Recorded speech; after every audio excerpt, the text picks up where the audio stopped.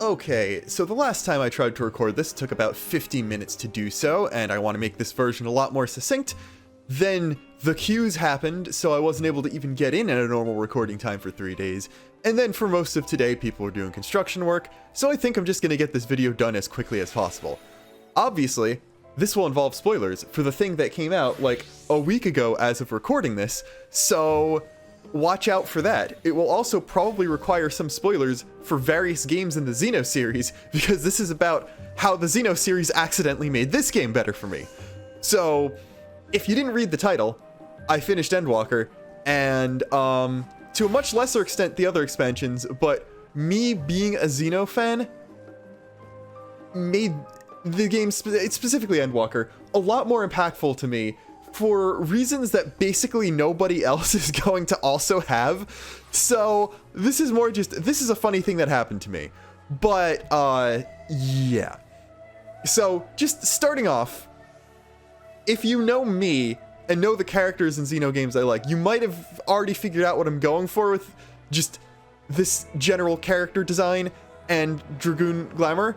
Hyantia from Xenoblade 1 is the easiest thing to do, because you know I'm a big Melia and Tyrea fan, so I decided I'm going to go for an obscenely obscure Xeno reference when I made my character here, and I stole the general concept from a D&D character I never got to play. So first name is from a tiny minor Hyantia NPC from Xenoblade 1, Elior, who is literally just a kid who wants to be an adventurer and looks up to Zane and Karalf, the two guys who already are adventurers. So I figured that was really appropriate for this game specifically. Then for last name, I didn't realize Elzen were supposed to be French, so I just, the name for the D&D character is the same name I used here, which was, I just took the name from a location in Alchemoth, White Wing Palace, and spelled it in a fancy way, because I'm cool like that. So already, going into Endwalker, because of the Xenoblade reference I made in terms of my name, my initials are EW for the expansion that everyone abbreviates to EW. So I'm like, oh, it's EW and EW, that's already gonna be something ridiculous. And then more things happened. So like, okay, starting out, there's not a lot of things that are like, haha, this is a lot like something from Xeno. Like in the first part, it doesn't even remotely start happening until like the beginning of Garlemald, the Garlemald arc basically, or like at least the formation of the Elsebard contingent, because like, yeah, it's just slow early build-up and stuff, which, I mean, Xeno games do that, but not in the same way, which is fine. But then, okay, the Elsebard contingent is being formed, and that's cool. But then we, like, start meeting the actual characters. And, okay, Isumiyan has not been voiced before. That's neat. I leveled White Mage to 80 prior to this expansion. I did all of the job quests. I know who that character is. It's even cooler that he like recognizes me for being a White Mage. Except he's voiced by Adam Howden. Adam Howden is the voice of Shulk. And that's funny for several reasons. Because first off, okay, yes, Adam Howden has already voiced Pippin. And I think that's neat. Because Pippin is basically a Lalafell Shulk with slightly longer hair. At least in terms of appearance and the weapon he uses. Because, I mean, I would never consider Shulk a tank, but the Monado is closest to a Dark Knight sword, let's face it. So there's that. That's all nice and good. And yeah, okay, so Adam Howden is Pippin, and then Karina Reeves, who is Fiora, is Tataru. So I think, okay, Lalafell are basically this universe's version of Napon. So that's like objectively funny that you have both Shulk and Fiora playing basically Napon in this game. But then there's also the thing that, okay, Shulk is the main character of Xenoblade 1. Rex is the main character of Xenoblade 2. And that's funny, because like people like making fun of Rex for being short, and Shulk isn't particularly tall in the first place, and he's already ahead over Rex. So, okay, yeah, Adam Howden's playing Pippin. He's a thing that's called Dwarf in the first. Him being shorter than Rex there isn't funny, because he's playing the shortest race. But Isumiyan is a more humanoid race. And I think he's the same age as Rex. He's played by Adam Howden and is like objectively even shorter than Rex. So that already got me laughing just on a very meta level, which is like objectively funny that you have Adam Howden playing a character who's even shorter than Rex. And like, honestly looks a little bit like him, if we're being real. So that's a pretty good on the meta level. And then more things happen. Like, I mean, my opinion on Xenos, at least up until the end, like the finale of Endwalker, is that he is less interesting Malos from Xenoblade 2. So that's already pretty funny. And that's neat and stuff. But, so we keep going, get to the moon. Like, I wouldn't necessarily say that the Tower of Babel, or the towers in general, none of that, none of the lunar primals, there's not a lot of Xeno stuff in there. So we get to the moon and it's like, okay, we're doing space travel in something that originally seemed to be a fantasy game. I feel right at home as a Xeno fan right now, because both Xeno games Xenogears starts off more sci-fi than fantasy. So Xenoblade 1 and 2 both start off as fantasy, but you end up in space in the end. So I'm like, all right, we're going to space sooner than I expected. And so we get to Zodiark, we like beat Fandaniel the first time. At this point in time, I obviously don't know that we're going to fight 2 other versions of Fandaniel throughout the story. So I'm like, wow, they got rid of not only Zodiark, but the guy who was set up to be the main villain, even puppeteering Xenos, this early on. That's some kind of whack pacing. This also feels like a Xeno game. Because if there's anything Xeno games that are not Xenoblade 1 do, it's cram what was supposed to be more games worth of story into only one game, or a smaller amount of games. Or basically have to cut out and condense story elements because things got too long. So, while, yes, obviously the very rapid pacing of the early game and, like, getting rid of Zodiark didn't mean that there was nothing left in the plot. Because when I went into this, I figured, oh, obviously we're not going to fight Zodiark and that be the final boss. That's not what they're going to do that. Because you still have to face the cause of the final days. Whatever the cause of the final days is, that's going to be the last trial. However, I figured Zodiark was going to be the level 89 trial, and that, like, there would be a big Xenos Fandaniel buildup, and then we take out Zodiark, and then just the last thing would be fighting the final days. So I was way off on that, but just in general, if you didn't know, the original plan was sort of unsure whether or not to wrap up the Heidelin Zodiark arc in 6.0 or 7.0. So if they wrapped it up in 7.0, it would probably be the same thing they did here in 6.0, where it ends at the X.0 patch and doesn't go on to the 0.3, but I'm guessing that if the original version, because they did say, we moved plans up to put the end of this arc right after Shadowbringers because of how good Shadowbringers did. I'm guessing that the original version of ending it at 6.0 would have ended it at 6.3, like all the other expansion stories ended. So no matter what they did, there was some condensed plot and stuff, and you can definitely feel that. Like, I wouldn't necessarily say going directly up to Zodiark, but I would say, like, up through Vanaspati, like, through the 85 dungeon, that could have been its own entire expansion, where you got rid of, not necessarily Xenos, but just the main villain is Fandaniel. You fight, like, okay.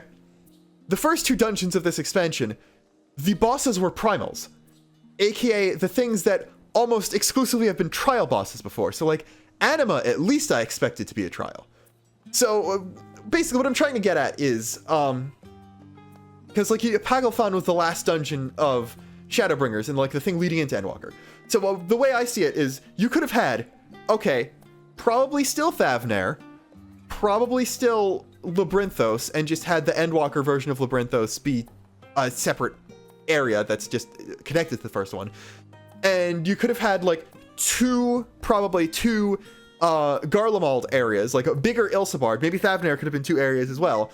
And you could have easily had, like, an Anima first trial, Zot probably very similar, then something else, some other primal, like, not necessarily Matanga primal, but just, you could have gone to Corvos. That's what I'm thinking. Just have a Corvos primal be the second trial or something, then Zodiark at the end, then, or, yeah, Zodiark at the end. I'm not sure what the last trial would be, like the 6.3 trial would be in this case, because, like, the way I'm seeing it is Zodiark, big X.0 ending, then all the Loporrits stuff, and, like, I don't know, maybe Smileton could have been a story dungeon, could have easily been the patch quest, and then ended off at X.3, and then Vanaspati would be the 6.5 dungeon, and the rest of Endwalker would be 7.0.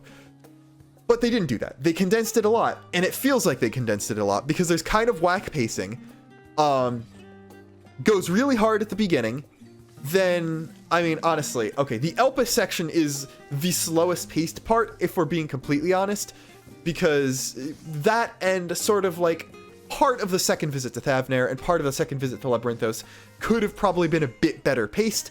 And then, in terms of character, I would say these last two expansions have done great character work. They've heavily improved on a lot of characters in the game and added a lot of new really great ones, especially having really great villains. Like, okay, Stormblood Xenos wasn't great. Later Xenos also wasn't great. The Ascians pre-Emmet being a thing were kind of nothing. They were just force of nature villains. And then a combination of Emmet and the new Elidibus stuff made them a lot better. So like the writing feels a lot more character focused, which feels a lot more like a Xeno game. But then also, because of Endwalker being rushed, a lot of characters got nice spotlights, but a lot of them also didn't. So it's like, yo, some characters got tons of love, complete character arcs. Urianger finally got a payoff for everything he's been doing for 5 expansions. But then Y'shtola still hasn't done anything since Heavensward. Thancred, most of his arc has just been reaffirming stuff he did in Shadowbringers. I mean, the twins sort of did stuff, but like, G'raha was literally just there the entire time. And it was more there just as being a nice person to have around and not someone who developed. It's like, okay, I see what you're doing there. Including the Warrior of Light, you've got a party of 8 party members. And like, all right, let's see. Urianger, the twins, and arguably you yourself got the most development while the rest of them were mostly just there. I mean, Astidian got a cool scene at the end. And he got a cap off to a character arc, but most of that arc had happened earlier on. So it's like, it really feels like a Xeno game where a couple party members do literally nothing but are mostly just there for neat character interactions because they're still cool characters. And that's really what it felt like they did with the Scions here.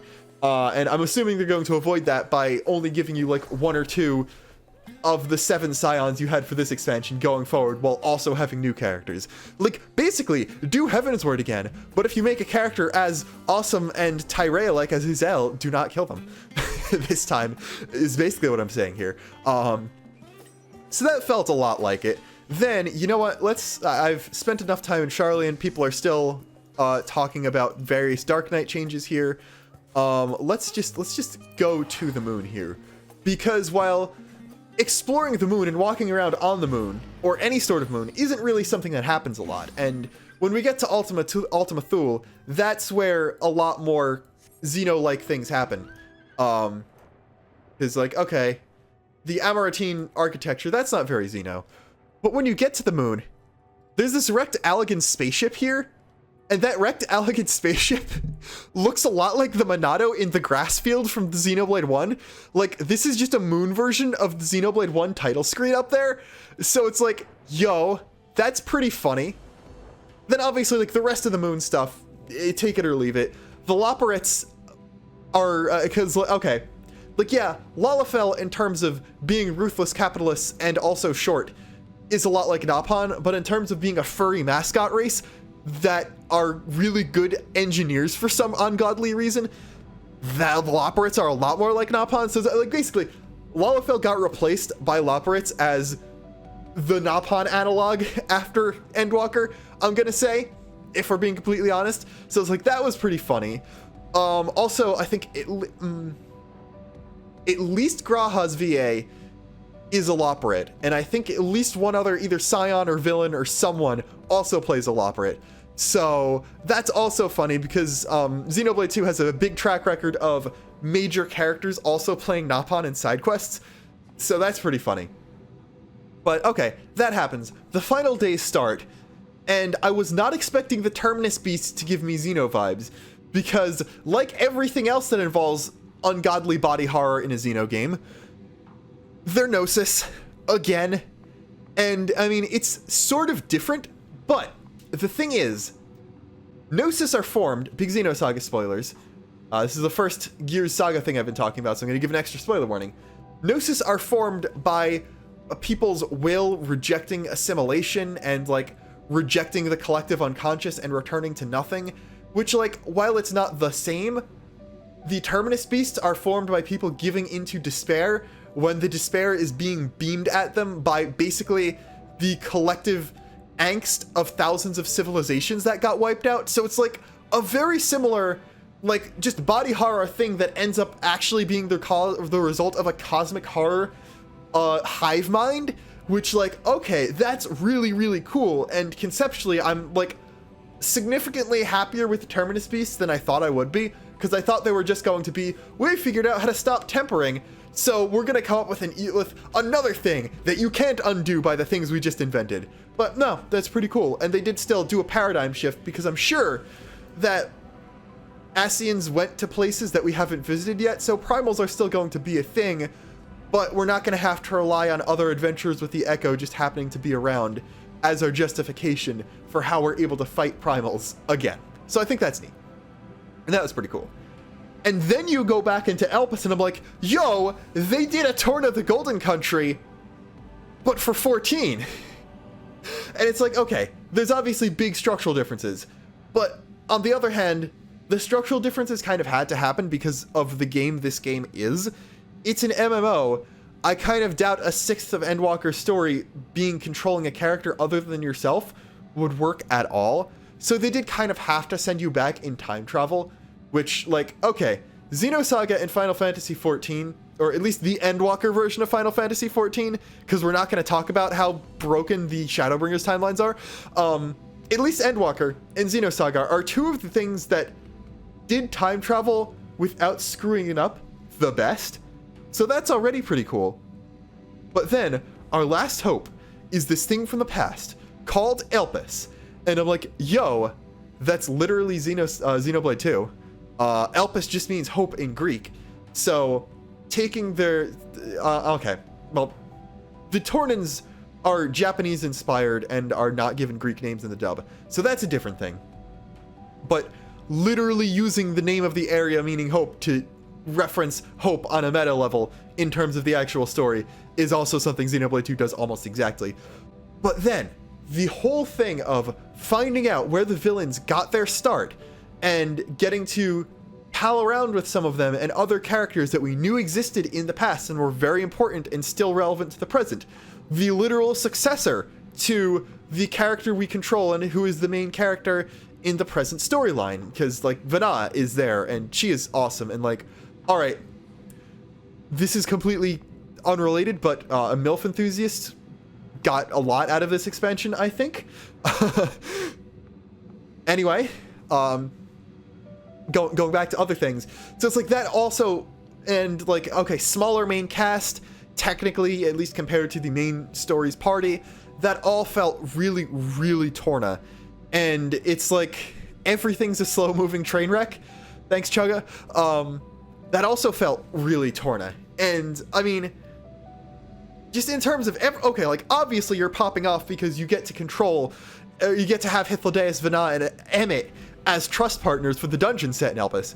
But just the whole exploring this weird, unusual area it just very much feels a lot like a Torna thing. And while... okay, I guess Katissus Hyperborea, or however the hell you say it, I don't know how to pronounce it, because long Greek words are not my forte. That dungeon felt sort of a lot like Torna, just in terms of going through different biomes really rapidly, because Torna has, like, two separate kinds of desert. It has a swamp, and then you also go to Gormott, which is a grassland. That dungeon felt like sort of a microcosm of how Torna does a lot of biomes in a lot smaller area than Xenoblade 2 has to offer. So that was pretty funny. And then you learn that the cause of the final days was a scientist who was unsatisfied with society and tried to play God, but ended up screwing up horribly because he's kind of an idiot. And playing God is not for the human. So I'm like, okay, Hermes, you're feeling very Klaus today, aren't we? And I just thought that was really neat. But, so, okay, Hermes caused the final days. He's a scientist who doesn't like people dying and people in authority being stupid and stuff, but he's also just as clueless as the people in authority, so he's going to screw something up, and he's going to end up killing literally everybody. Yeah, I've heard this one before. I mean, Fandaniel's a more interesting villain than Zanza, though, let's be real. It's just, I think Klaus is more interesting than Hermes, just because I think Xenoblade 2 has better writing overall than Endwalker, which is not a knock against Endwalker. Like, this is still a top 3 game for 2021 for me. So me saying I liked it worse than a game in the series that's my favorite series is not a criticism. Let's be real. Many of the criticisms I have with Xeno games are the same criticisms I have with Endwalker, because it's structured a lot like a Xeno game, let's be real. And that's part of why I'm forgiving a lot of the issues I have with it, because they're the same issues I have with my favorite games of all time. So I'm like, what do you mean? This isn't a problem. I feel right at home with all of this. But basically, the exploration of nihilism and all that stuff is a lot like something out of a Xeno game. And we're going to fast forward and get to Ultima Thule, because let's be real, Labyrinthos has nothing to do with Xeno anything other than Greek references, which Xenoblade 2 also has, and the concept of space, which, like, alright, the Ragnarok doesn't look like any spaceships from Gears or Saga. You don't have mechs. Like, yeah, Sage's main capstone ability at level 90 is named Pneuma. That's just because everything Sage has is named Greek, and just happened to use one of the Greek names Xenoblade 2 also used. That's not a big deal. Okay, oh, yes, the Sorrow of Wurlit storyline has mechs in it. It's just like every Xeno game. No, the weapons are just a reference to the weapons from FF7 and Gundam. And, like, Sage is also a reference to Gundam. So, there's all that stuff, and actually, I do need to land, because, and find an enemy somewhere, because I did realize yesterday, after I recorded the initial version of this, and I'm going to die almost instantly and get sent back to Charlian. Yes, my Sage outfit is called Blue Alize. My Red Mage one is called Rugged Alpha now, so I gave shit to both of them on this. But for some reason, Sage does the Chuni pose, which is like now legally the Zeke von Genbu pose. And let's see if I can avoid dying here. That'll be really funny, because my Sage is level 71. 2 autos from that thing, and I'm going to be dead. It looks like I did make it. That's funny. So there's that. That's like an actual funny Xeno-related thing, because Sage is that's what I meant to hit. Sage is a Gundam reference with an ability called Pneuma, and it does that pose. So, like, yeah, it's very much a Xeno fan's healer. More interesting than Charla. I have to say, Sage and New Astro are the only healers that actually have more complex DPS toolkits than Charla does. So while yes, healing is kind of boring in this game, it's not Charla, because at least as a healer, you're pressing a button every 2.5 seconds, and you can't say the same about Charla. But anyway, the weapon storyline is not a Xeno reference. It's mainly a Gundam reference, and a reference to FF7, which is also a reference to Gundam. So it's like, it's referencing the same things Xeno likes to reference, but that doesn't make it an actual Xeno reference, unfortunately. While I would love, because let's be real, this writing team, or the team writing this game and the team who wrote, like, Heavensward and is moving on to write FF16 are the only people currently working at Square I would trust to do Xenogears well. So while I don't want them remaking Xenogears at all without Monolith Soft involvement, I would 100% be okay with a Xenogears crossover event in 14. Not only because I need a better Monk glam than Sanji from One Piece, because Monk has a lot of punches and not a lot of kicks, so Sanji does not actually fit that at all, and I would love to be able to do a Fei Fong Wong glam. But also because I think the people working on this game are the only people at Square I would trust to actually honor the legacy of Xenogears and treat it nicely, as opposed to what Square is currently doing with the IP, which is literally nothing. You can't play it on current gen systems, but we're still going to sell you really expensive merch with which when the servers are working, you can at least play 14, which justifies the existence of expensive 14 merch. But I digress. So Elpis, fantastic. It's a major Torna vibes the whole way down. You don't really get justification for why present-day Fandaniel's the way he is, because Amon is a different character from Hermes, but you do get a neat villain origin, which is basically, I'm stupid. I'm a stupid scientist, which, to be fair, that happens a lot in these games, but mainly in Xeno. There's a big... I'm not sure. Hermes feels like a combination of Yuriev and Klaus to me, but a lot more on the Klaus end, because he's just unwilling to hear the fact that he might be wrong. But anyway, we have to get to Meteion, because, okay, my character is inspired by Hyentia, which are the bird people in Xenoblade 1. They're not as bird-like as Meteion is. They don't have tails or anything, or the bird legs, but they do have bird wings on their head, which is what I'm trying to approximate with these Dragoon wings, and my Paladin Glam also uses a set of wings from one of the artifact gears. So, oh no, you gave me a High Entia, basically a High Entia girl, is the cause of all of this. A High Entia girl who's an empath and is then being subject to the suicidal urges or the lamenting of death of countless civilizations. And then, oh no, it's an adorable bird girl. My mascot is Finch.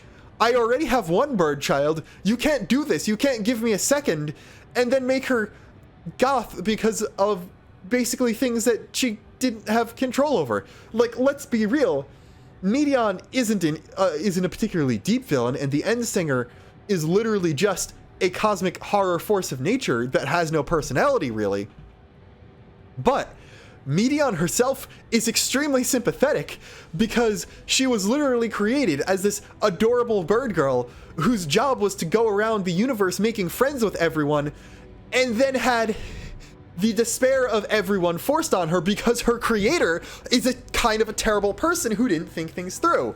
So it's like, do I feel worse for Meteion than I probably should because she's an adorable burb girl and I have a soft spot for adorable burb girls? Yes, that is probably true, but it's also like, oh no, like, if you threw an actual High Entia into the role of the Warrior of Light and they made it to Elpis and met Meteion, they're like, I am literally going to adopt you, take you back to my time, try and find a way back to Alchemoth and raise you as my own, because you are actually like my long lost child, and your real father figure is kind of a terrible person who does not deserve custody. So it's like, on multiple levels, Meteion worked for me way more than she should have, but I think that's really funny. So then skipping ahead to getting to Ultima Thule, I'm like, again, just as an actual talk of the story, I thought that Thancred wasn't going to be permanently dead because they gave him a perfect place to die in the Ranjit fight in Shadowbringers, and they chose not to do that, which, I mean, yes, largely was limited by trust and whatever, and all that stuff. But Thancred didn't get a big standoff or a big speech like everyone else who died did. So I figure that he at least would come back. But then, okay, once Astinion's sacrifice was the capstone to the character arc he'd been doing since Heavensward. And it's like, alright, again, one not Xeno thing that Endwalker did was, it acknowledged Izel, who's like, alright, like, Izel was a big, important part of the progression for both the Warrior of Light as a silent protagonist, Alphinaud's progression, and is the reason Astinion had a character arc in the first place. So, if this was Xenoblade 2, she wouldn't be acknowledged at all past the point of her death, because they did that with Van Damme. Which, okay, let's be real, they did that for 2.5 expansions, but they acknowledged her, like, twice directly in dialogue as being relevant to both the things Alphinaud and Astinion are doing now. And then, she is the most important memory you recall in the, however you say it, the dungeon where you go to the afterlife, sort of. Which, okay, yes, Asahi had more plot importance, and Amon being there was, like, actually a big deal. But, out of the 5 people who you keep getting called back to, who you get called back to earlier when you think of people who have died along the way, and, like, Moonbrita is referenced again, but that's just because of Urianger actually getting a character arc in this expansion, or finishing the arc he started in Shadowbringers, you know what I mean. But out of the ones in the dungeon, Isel is by far the most important, because she literally protects you from a lethal attack, which is like, in death, she's saving you in the exact same way she saved you when she died in the first place, because I'm not sure we were going to get past that giant gunship on our own. So it's like, man, they get to call back to her sacrifice, and they get to, that's, calling back to the sacrifice and the reason she died is actually treating her better than Xenoblade 2 treats Van Damme after he's dead, which is kind of saying something. But anyway, we get to Ultima Thule, and it's like, oh no, they read Nietzsche. This feels a lot like Xenosaga, and not just because of the Terminus Beasts. And, okay, like, going back to the sacrifices, I didn't think the sacrifices were going to stick after, more than 3 people died, basically. Like, when I said, oh, a Scion dying would be neat to raise the stakes, first off, no one died by the time we got to the point that, we already knew what the situation was and we knew how to stop the final days.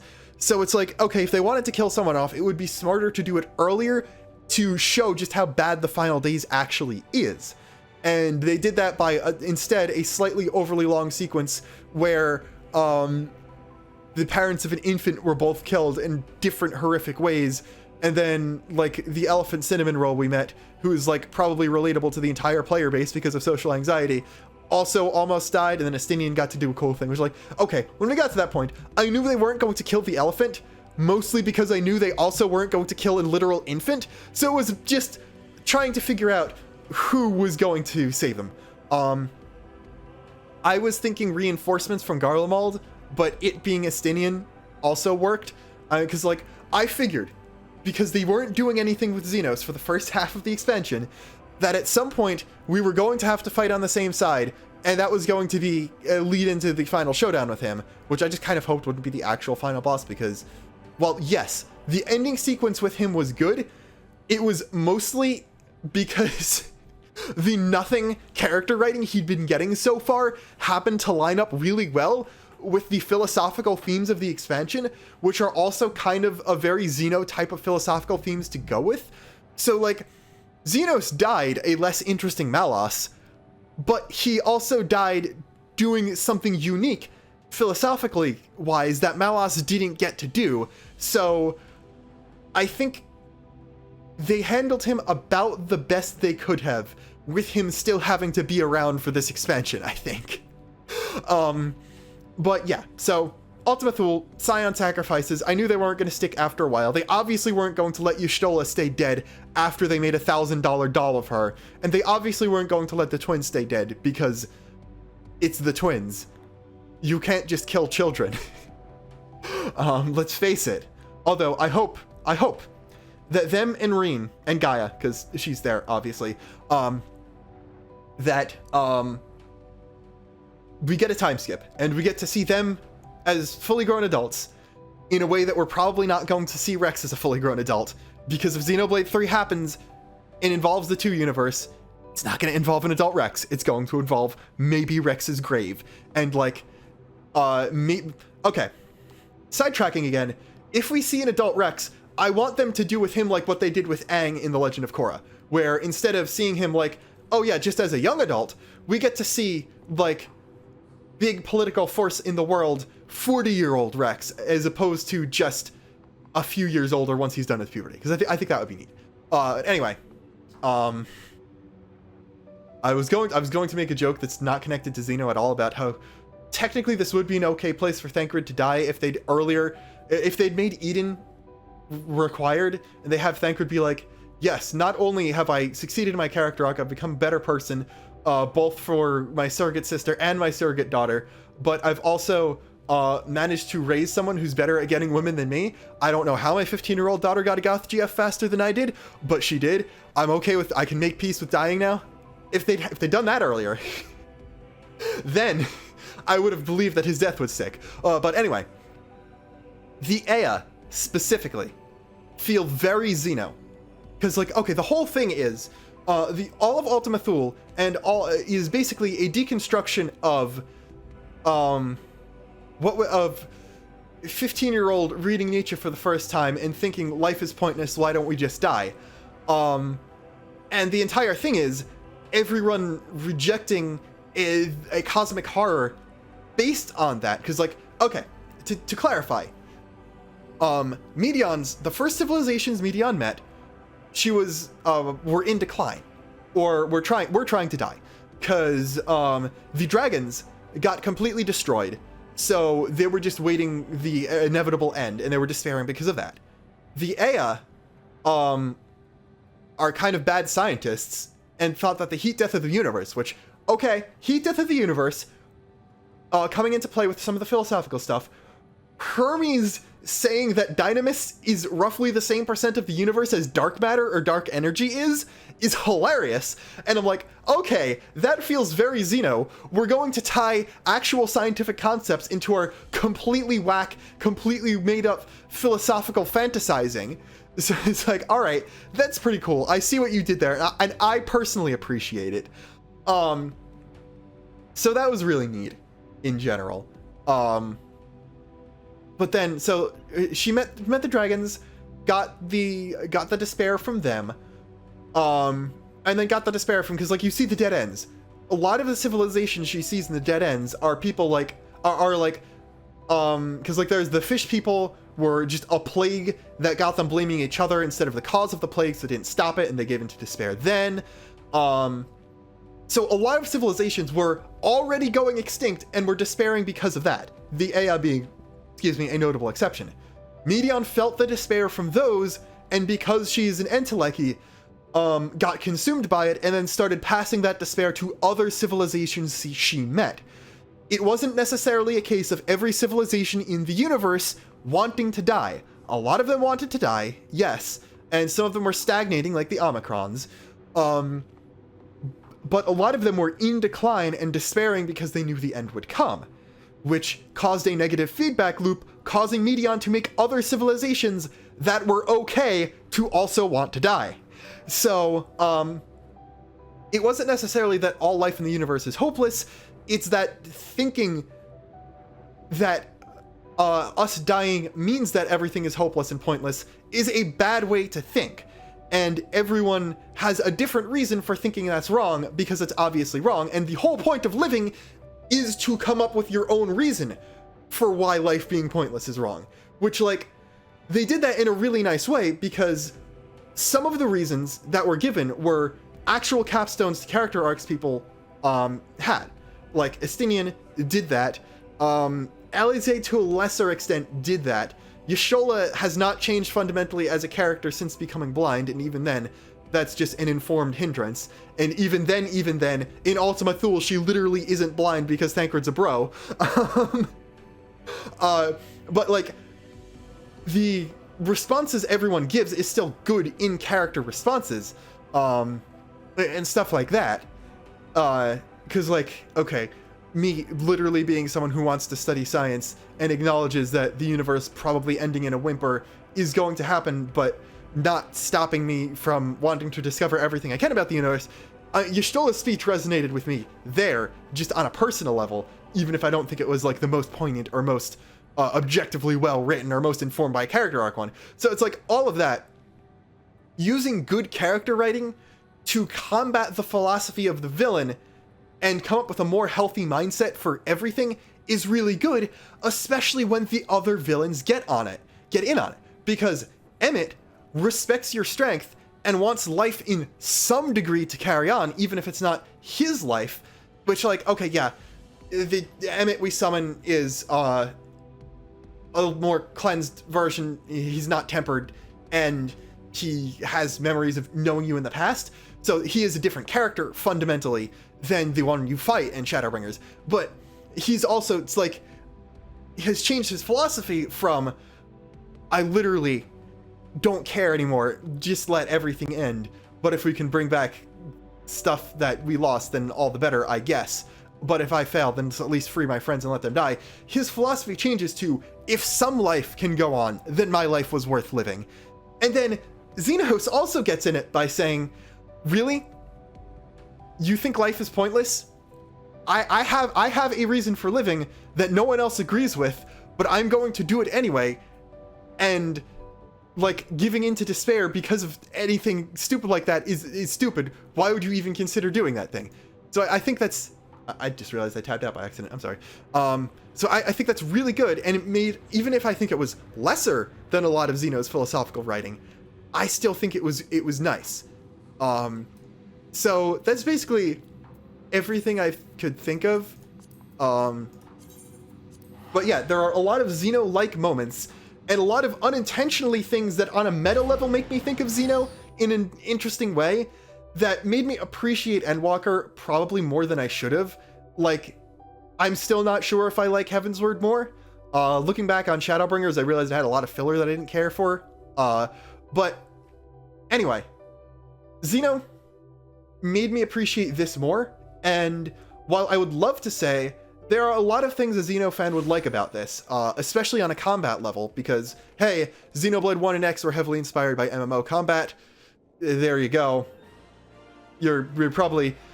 Actually, Xenoblade fans, should play 14, because that would mean that a lot more newcomers to 14 will know what they're doing, and that would raise the average skill level of the player base substantially, which I would personally appreciate quite a lot. Anyway, I would love to say there are a lot of things a Xeno fan would like in 14, and particularly in Shadowbringers and Endwalker, because the storytelling gets very Xeno in a lot of different ways, both on a similarities to certain other things level, on a meta level, and on a just being good character-driven storytelling level. However, the game is doing so well that the servers are exploding because they didn't really do the necessary upgrades before the pandemic, and then they got hit with the double whammy of the pandemic, causing the semiconductor shortage and all that stuff, and the game becoming massively more popular.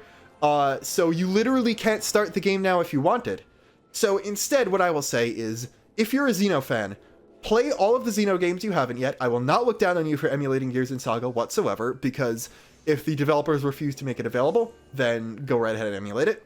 Then you should play the Trails series, which is very much Xeno light, as in it's trying to be Xeno, but doesn't succeed as well, although it does have some advantages over Xeno, like telling a consistent story for 10, 11 games now, and that's all well and good. But then I would say, if you want to see something that explores a lot of Xeno-related things, while being combat-wise a bit closer to Xeno than Trails is, or at least closer to Xenoblade, then I would say to try 14 out on a story level. I would also love to have more people on my friends list, so like, hey, I'm on Crystal. Data center travel is probably not going to be coming in 2022 at the rate the servers are getting borked. If you're on Crystal, and I know who you are, let me know. Anyway, I think that a Xeno fan would get a lot out of the storytelling of the last couple expansions, basically, is what I'm saying. So that's the main thing. But on a non-Xeno level, Endwalker accidentally turned into a, wow, this really is the finale where everyone's coming in and lending a hand. Because if you've ever been to Curl, which is the world I'm on, you might recognize the guy, the naked guy in the Pope outfit, constantly dancing on the steps at Ul'dah, because he's there like almost all of the time. The literally only time I've seen him not here was within a week of Endwalker Early Access, because he was doing the Endwalker MSQ. But the funniest thing was, right at the end, the cutscene right before the dead ends, the final dungeon opens up. It's like the big emotional thing where you use Heidelin's magic, you have Emmett and Hythlodaeus come back to do their last act of creation magic, and to basically bolster you, stabilize Ultima Thule. You can bring the Scions back. It's all awesome, and that's all really cool and stuff. Someone just tried to send me an FC invite. I'm going to get back to that at a later date.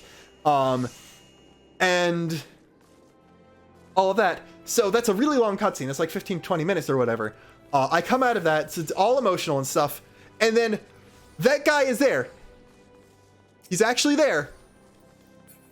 And he's in the cutscene there. It's just like really, all of the bit players are coming. The dancing Pope guy from Ul'dah is there to give me moral support. Unfortunately, he probably just started the cutscene when I got out of it, so he wasn't in my dungeon run.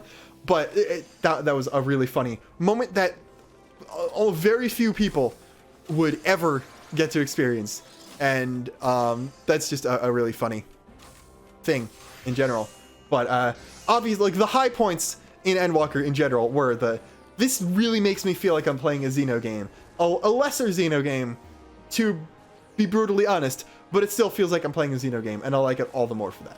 So yeah, until next time, this is Luxon signing off, and yes, I'm still working on the other 3 videos I'd say I'd make this month. This is, trust me, even with 2 recordings, a lot less effort. Goodbye.